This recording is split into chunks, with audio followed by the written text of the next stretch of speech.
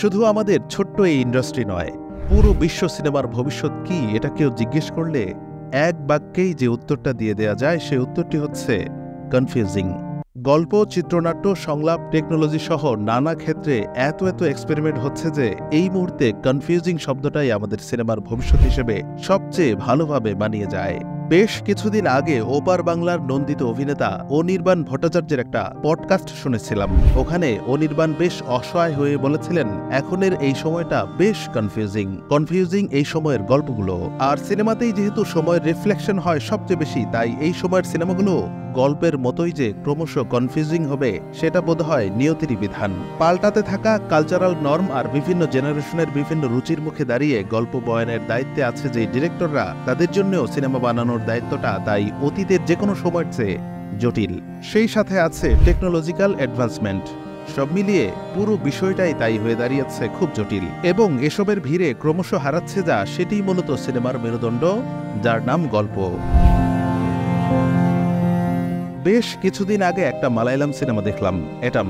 এই সিনেমাটা খুব সিরিয়াস এক ইস্যু নিয়ে যেভাবে ডিল করলো, গল্পটা যেভাবে শুরু থেকে শেষ পর্যন্ত এগুলো দুর্দান্ত।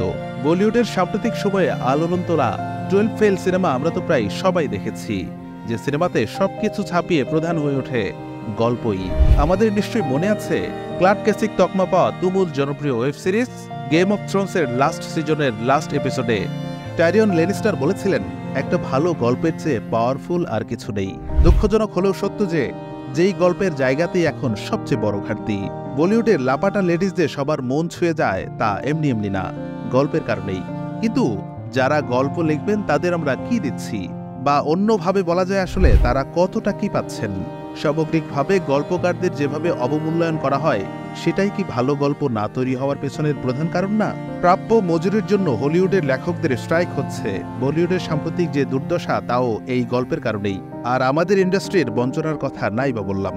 বিনোদনের সবচেয়ে বড় মাধ্যমে সবচেয়ে অবহেলিত মনে হয় আমাদের গল্পকাররা, যাদের লেখনের উপর ভিত্তি করে একটা সিনেমা নির্মিত হয়, অথচ এদিকটাতেই কোনো এক অদ্ভুত কারণে কারো কোনো নজর নেই। অন্যান্য ইন্ডাস্ট্রিতে যাও আছে, আমাদের ইন্ডাস্ট্রিতে এই জায়গাটায় আমরা যেন গন্ডারের চামড়া নিয়ে ঘুরে বেড়াচ্ছি। বিশ্বব্যাপী জনপ্রিয় নির্মাতা মার্কিন স্করসেজি এক ইন্টারভিউতে বলেছিলেন, মার্ভেলের মুভিগুলো আমাদের কাছে মুভি মনে হয় না, এরা রোলার কাস্টার রাইড, কিন্তু মুভি না। কথাটা নিয়ে পক্ষে বিপক্ষে বহু বিতর্ক হয়েছে, তবে আপনি যদি নিরপেক্ষভাবে দেখেন এই কথাকে ভুল বলা যাবে না।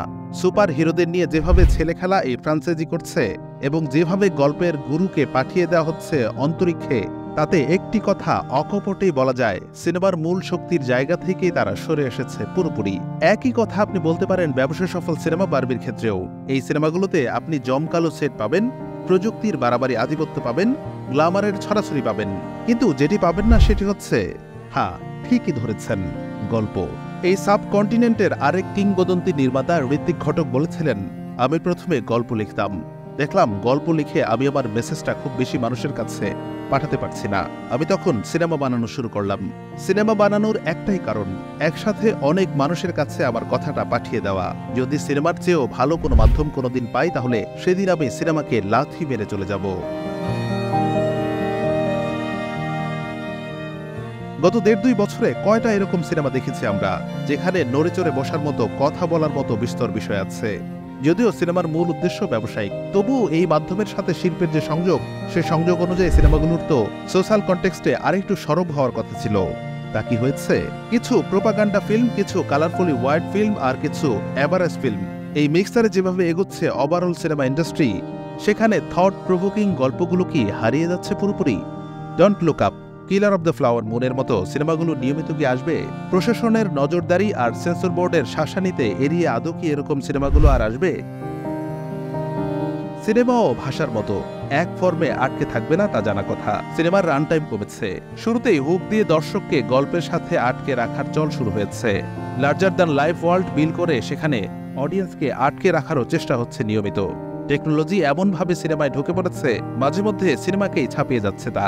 এগুলো নিয়ে খুব যে সমালোচনা করছি তাও না। সিনেমার নুড়ি পাথর যত সামনে গড়াবে ততই লতা গুল্ম গায়ে মাখবে সে, এটাই স্বাভাবিক। কিন্তু তাই বলে সিনেমার মূল যে শক্তির জায়গা, গল্প, যে গল্পের সাথে রিলেট করে হল ভর্তি গিজগিজে মাথা, সেই জায়গাতে আপোষ করাটাই সবচেয়ে আক্ষেপের। এবং আপোষের এই বিষয়টি সামনেও ঘটবে। এআই গল্প লিখবে, সেই গল্পে অনেক কিছুর মিশেল থাকবে, প্রযুক্তির বাড়াবাড়ি থাকবে, সিনেমা দিয়ে অনেক বিপজ্জনক এজেন্ডা বাস্তবায়ন করা হবে।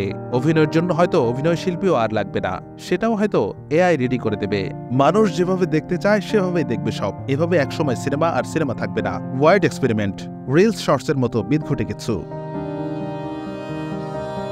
ভবিষ্যতে আসলে যদি এমনটাই দেখতে পাওয়া যায়, তাহলে বিনোদন ইন্ডাস্ট্রির প্রতি ভালোবাসা রাখা দর্শকদের অবস্থা হবে শোচনীয়। প্রযুক্তির উন্নতির কারণে যে বেনিফিট আমরা পাবো, গল্পের অভাবে সেটা ভালো না হয়ে মন্দের দিকে আগাবে।